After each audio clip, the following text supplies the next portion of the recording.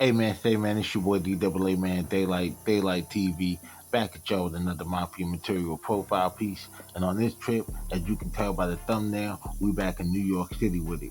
Queens to be exact, Left Rack City to be more exact. But we're gonna be mobbing through the whole city on this one. We covering the man, the myth, the legend, the Queens regulator, Mr. Grand Imperial himself, E-Moneybags. And Moneybags we trust. And before we get into the content, hit that like and subscribe button to help grow the channel. Also hit that notification bell. Daylight TV. Let's get it. Born Eric Smith on November 19th, 1969 in Brooklyn, New York, his family would come out of the Cooper Projects. But he would spend his most formative years in the Sumner Houses, a New York City housing development in the Bedford-Stuyvesant section of Brooklyn, just a block away from Marcy Project, home of Rockefeller Records co-founder and rap icon Jay-Z and his protege Memphis Bleek. E-Moneybags' sister would actually marry Sauce Money, who was a friend and frequent early collaborator of Jay-Z's. He would actually attend George Westinghouse High School with Jay-Z during the 1980s, as well as Biggie Smalls and Busta Rhymes. In or around the late 1980s to about the early 90s, Bags would move to the Left Rack City section of Queens, where his grandmother lived. He would take residence in what natives of the area would call the USA building, placing him on the same block as rapper and now Drink Champ podcast mogul Noriega of the rap group Capone and Noriega. Nori would actually credit E with buying his first pair of Timberland boots after seeing him in a pair of knockoffs his mother bought him from Favorite Shoes. Yeah, all my 80s and 90s cats, y'all do me a favor and drop a Little Lady Liberty in the comments if y'all remember Favorite Shoes. But yeah, back to the story. It would be in Queens where E-Moneybags would join a street crew called the Young Guns out of the north side of Jamaica, Queens, which his cousin Homicide or Homo was already a respected member of. Just so we clear, this is not the same Homo known as Darryl Baum who ran with Mike Tyson and was implicated in the 50 Cent shooting. You know what I'm saying? Different Homo. But anyway, the Young Guns would be in a beef with another crew from the south side of Queens called the Lost Boys, or LB Fam. Yeah, Mr. Cheeks and them. Oh, you thought the Lost Boys was just a rap group, huh? Better ask somebody that knows something about it. Cause this beef right here would lead to the infamous 1990 shootout at the Sunrise Cinema in Valley Stream, Long Island on Christmas Day at the premiere of The Godfather Part 3. When the smoke cleared, 15-year-old Tremaine Hall would be dead and 3 others would be wounded. Good evening, everyone. I'm Brenda Blackman, sitting in for Jennifer Valapi. There has been an arrest in the Godfather 3 theater shootout. Nassau County cops say tonight they've arrested a 17-year-old from Queens. He was allegedly involved in the Christmas Day gunfight between 2 gangs at the Sunrise Cinema on Long Island. The shootings left 3 people wounded and a 15-year-old boy dead. Police actually arrested the teenager Thursday night, but kept it a secret, they say, until they were sure. He is charged with reckless endangerment and criminal possession of a weapon. A police spokesman says they expect to make more arrests. They're planning a news conference tomorrow to discuss the case. We'll be there and have full details tomorrow night at 10. Brenda? This would allegedly stem from a robbery of a Lost Boys stash house where a substantial amount of work was taken. Prodigy of the infamous Mobb Deep will reveal in his memoir, My Infamous Life, that E confided in him to being one of the shooters, as well as the man who possibly fired the shot that killed Tremaine Hall. E-Moneybags would also have a close relationship with another Queens gangster named Troy Singleton, also known as Big Nose Troy. Majesty of the Live Squad would say in an interview that the camaraderie developed between E-Moneybags and Big Nose Troy would somewhat unify the north and south side of Jamaica, Queens. Y'all get in the comments and let me know if that's true or not, if y'all from that era. E-Moneybags would become a familiar face in rap circles, having close affiliations with a Hollis, Queens rap group known as Live Squad that featured members Majesty, DJ Kalo, and Stretch, who was Majesty's brother. Stretch was also close friends with Tupac Shakur. It is through this affiliation that Bags himself would develop a close relationship with Tupac. He would even be present at the 1994 Source Awards where Tupac would have an altercation with Tribe Called Quest member and producer Q-Tip. Bags would lose his friend Stretch the following year in 1995 when he was murdered in his MPV van. Prodigy of the infamous Mobb Deep, who was originally from Long Island, would go on to write about his relationship with E-Moneybags, who he would meet through a man named Shameek, who was also from Long Island and just moved to Left Rack City around the same time that Prodigy did. E-Moneybags would also become cool with another Queensbridge rap legend, Nas. So cool, in fact, according to a record by E-Moneybags called The Gospel, he would claim that Jay-Z asked him to ask Nas to be in the video for Dead President, a song which sampled his lead single off the classic Illmatic called The World Is Yours, but Nas would refuse the invitation. E-Moneybags, however, will pull up to the Dead President shoot, which also featured cameos from Biggie Smalls, Lil C's, Smooth the Hustler, and AZ, who was a member of Nas's supergroup, The Firm. You heard about E? You heard about E? You better ask. Stop your underground rough house shit on the nigga. Stop your shit on the son. Oh, underground rough house. Niggas gonna know about E. Moneybags, Firm, baby. Queens in the house, representing the Firm. That's enough. If it ain't rough, it ain't right. You know how I go. E-Moneybags' cousin Homicide, who was also a member of the Young Guns, said in an interview that early in Jay-Z's career, he would ask E to give his music to radio DJ and Yo MTV Rap host Ed Lover to play on the radio. It was the marketing tactic of Jay-Z to have the biggest street figures playing his music in their cars and pushing it to any industry contact they might have had. Another rapper Bags was close to was G-Unit Records and film founder 50 Cent, who shared a mutual close friend with Bags and Big Nose Troy, a connection that we'll unpack later in the story. 50 will actually mention E-Moneybags and Troy in the Ghetto Quran, set to be featured on his Columbia Records debut album Power of a Dollar, which leaked in late 1999, early 2000. It was an ode to some of Southside Queens' most polarizing crime figures, particularly from the crack era. E-Moneybags and Troy would also be mentioned in the song 50 Bars, which was featured on the Guess Who's Back mixtape, which was 50's first release, coming back after being shot 9 times. Being around some of the biggest rappers in Queens, E-Moneybags noticed how much paper they were getting rapping about the lifestyle that he was knee-deep in. Those closest to him said that he looked at the rap game as robbery without a gun. As E-Moneybags began asserting himself as a rapper, he would end up having his first rap beef at the top of the food chain with Jay-Z after the legendary 2001 Rockefeller freestyle on Funkmaster Flex show at Hot 97. An artist who was actually a part of Memphis Bleak Get Low Records by the name of H-Moneybags was being promoted. Now, like I mentioned before, Bags is originally from Brooklyn and went to Westinghouse High School with Jay. So he's feeling like Jay should have checked the little H-Moneybags dude, like, you can't use that name because that's my man's joint and, you know, he's out here trying to get in the game. So there was also a feeling that the Rockefeller crew was sending like subliminal shots, being that they were freestyling over a lot of Queens rappers' beats. And of course, when Bean said that whole Quiet Storm joint, you know, it really set things off. Prodigy of Mobb Deep would actually be with E-Moneybags at a studio in Long Beach, Long Island, listening to the freestyle when E would point out the sublime. Prodigy would actually explain the chain of events. Me and Lex, son. Me and Bags in the studio one day in Long Island. This place called the Music Palace. It was a Friday night, and I went to the store. I just came back. On the radio, it was Funkmaster Flex, and it was Jay-Z, Freeway, Beanie Siegel, and the Young Guns.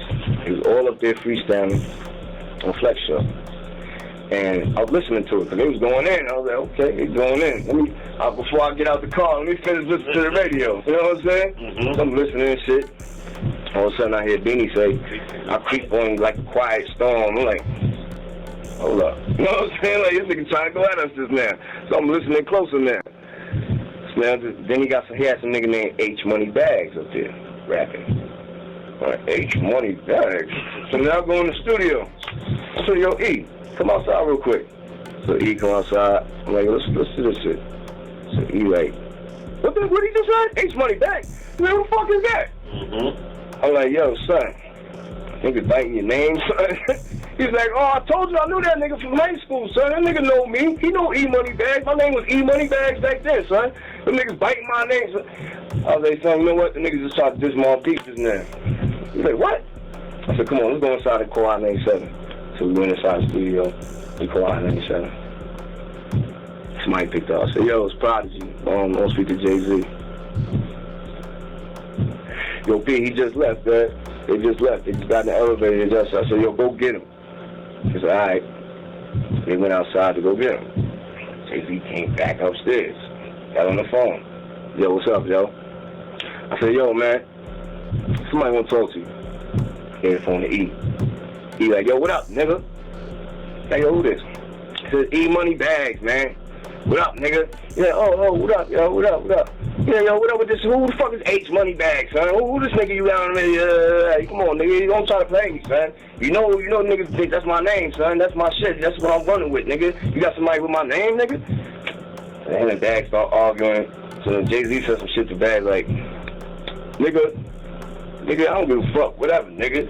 Whatever. Bag like, whatever? Oh, nigga, so all right, you know what it is when I see you then, right? So then Jay-Z said, yeah, you know what it is. And Bag's like, oh, word? All right, cool. Bang, hang up, right? Bang. Burn, son. I'm gonna fire this nigga, son. This nigga playing games with me, son. I'm clapping this nigga. I'm like, man, fuck that nigga, son. You know what I'm saying? So, anyway. So now it's on with Jay-Z.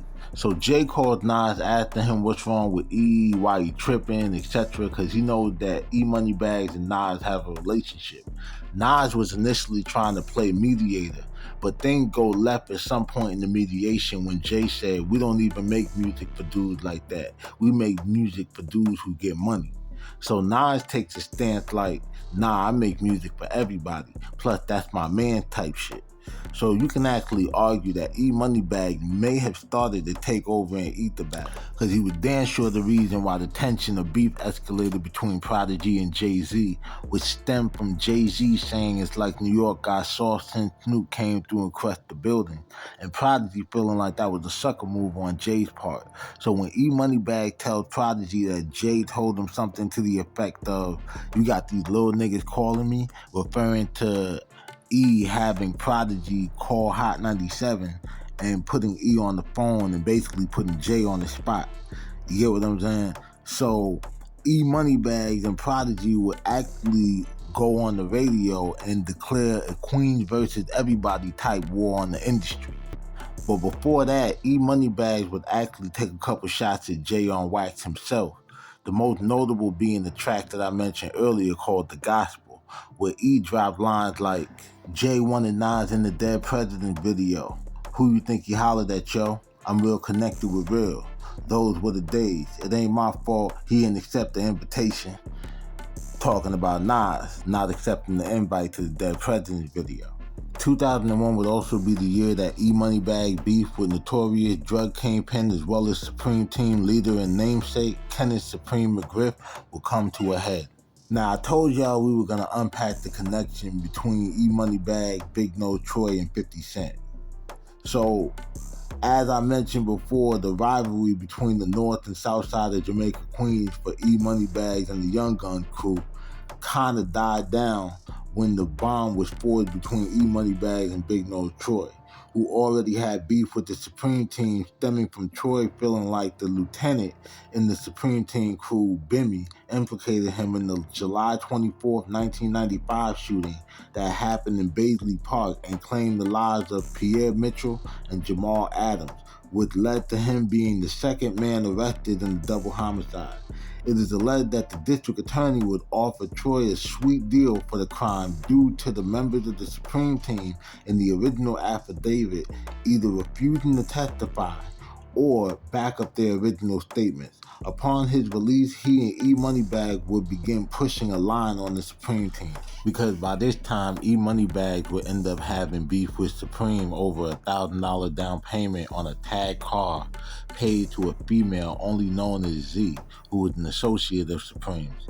While waiting for Z to deliver on the car, Bags ends up getting some money from some work done on the soundtrack for the MOBB Deep-produced movie Murder Music, and decide that he can get a legit car instead of waiting forever for the tag joint.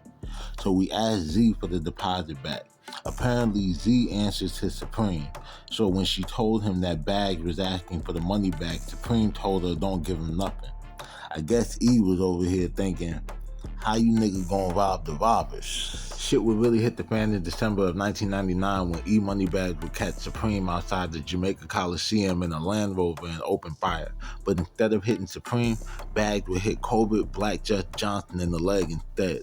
Supreme, who was recently released on federal parole after serving 10 years on a 1988 drug conspiracy charge, did not want to deal with questioning by the police. So instead of dropping Black Just off at the hospital around the corner from the Coliseum, he drove the Land Rover back to the Baisley area and had someone else drop Black Just off at the hospital where he would die from his injuries.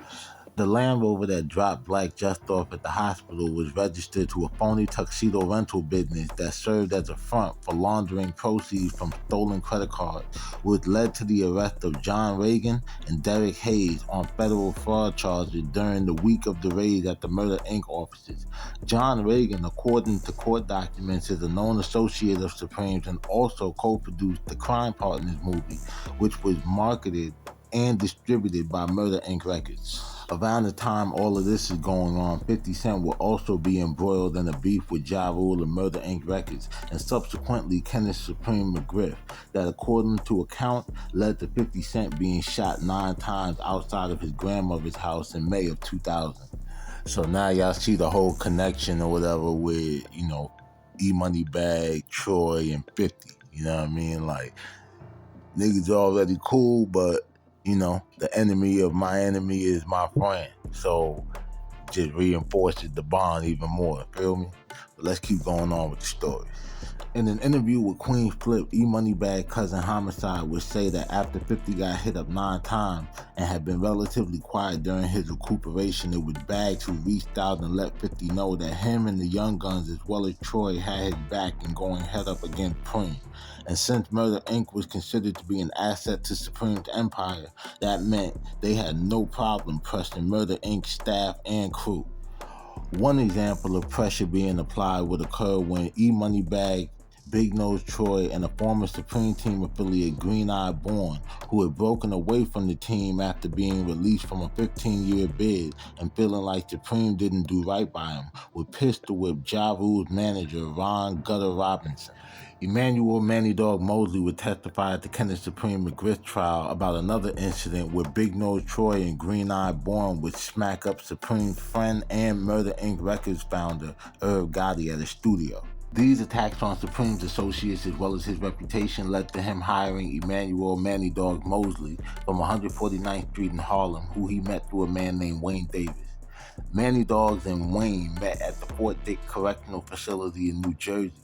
Manny Dog would officially meet Supreme on the set of the Crime Partners movie, produced by Supreme, which starred Tyron Turner, Snoop Dogg, and Ice-T.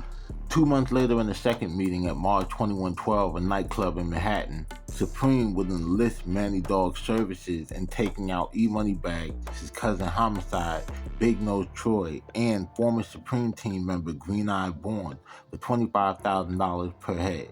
Manny Dog would reach out to a man named Russell Allen who hustled for him, and Russell Allen would in turn proposition Alvin Smiley, who was from the Polo Grounds section of Harlem, located at 155th Street and 8th Avenue. Russell would bring Alvin to meet Manny Dogs on 149th Street and 8th Avenue, just 6 blocks away from Alvin's home. Once Alvin was locked in to do the drill, Manny Dogs and a man named Barry Tripp Broughton drove him out to South Jamaica, Queens for a meeting with Supreme. Another shooter named TJ would also be brought in on the hit later as well. It was at or around this time that a Supreme Team associate named Dennis Divine Crosby showed the men a picture of E-Moneybags. After about a month of living in a basement apartment and chasing leads on his whereabouts, the hit team finally caught up with E-Moneybags after a girlfriend of Dennis Divine Crosby's, only known as Nicole, would drop a location to Supreme while videotaping E-Moneybags sitting outside of Majesty's house. Supreme would contact Divine, who would ride to the area on his motorcycle and make sure that it was in fact E-Moneybags sitting in the car.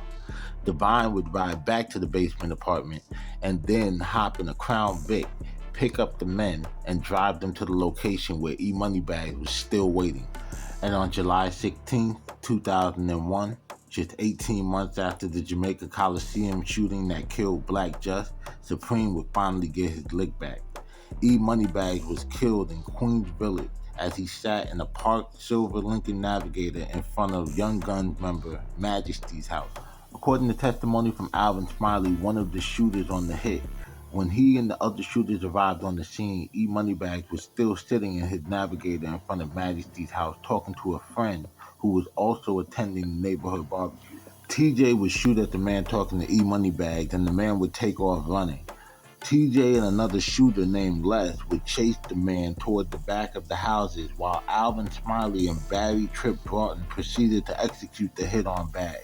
Barry Tripp Broughton would fire off the first shots into the Lincoln Navigator with a 9mm handgun, and Alvin Smiley would follow suit with a Tech 9.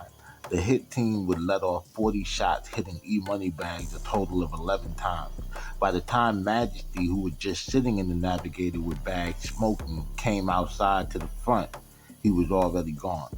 About a month after the hit on E-Moneybags in 2001, Supreme was pulled over and found with $10,000 in cash and a handgun that was registered to one of Irv Gotti's relatives. But before he could be tried and sentenced, he went on the lam. Little over 3 months after the hit on E-Moneybags on October 21, 2001, while Supreme was still on the run, he informed Manny Dog that he had eyes on Big Nose Troy.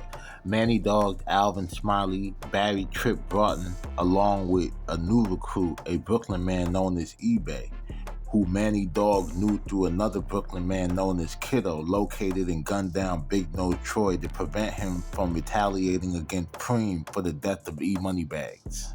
A little bit of dot connecting for y'all.